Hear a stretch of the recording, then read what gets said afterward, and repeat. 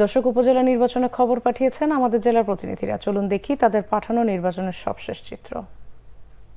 শান্তিপূর্ণ পরিবেশে সকাল থেকে শুরু হয়েছে উপজেলা পরিষদ নির্বাচন।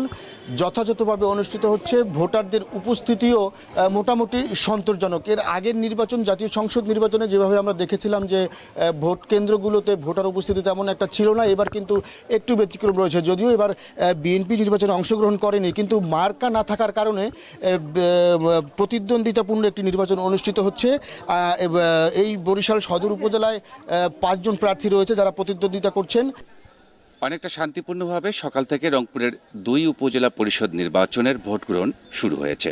একটু দেখাতে চাই, সকাল থেকে যেহেতু প্রকৃতি বিরূপ আচরণ করছে, গুড়ি গুড়ি বৃষ্টি হচ্ছে, সে কারণে ভোটারদের উপস্থিতি কম কেন্দ্রগুলোতে। এই মুহূর্তে রয়েছি কাউনিয়া উপজেলার হারাগাছ পৌরসভা এলাকায়।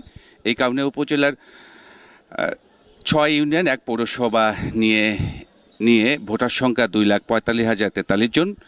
আমরা 93টি কেন্দ্র রয়েছে, সেই সব কেন্দ্রের বেশিরভাগ কেন্দ্রেই আমরা যাওয়ার চেষ্টা করেছি সকাল থেকে, কিন্তু একই অবস্থা দেখেছি, ভোটারদের উপস্থিতি কম। অনেকটা আরাম আয়েশ করে তারা এসে ভোট দিচ্ছেন।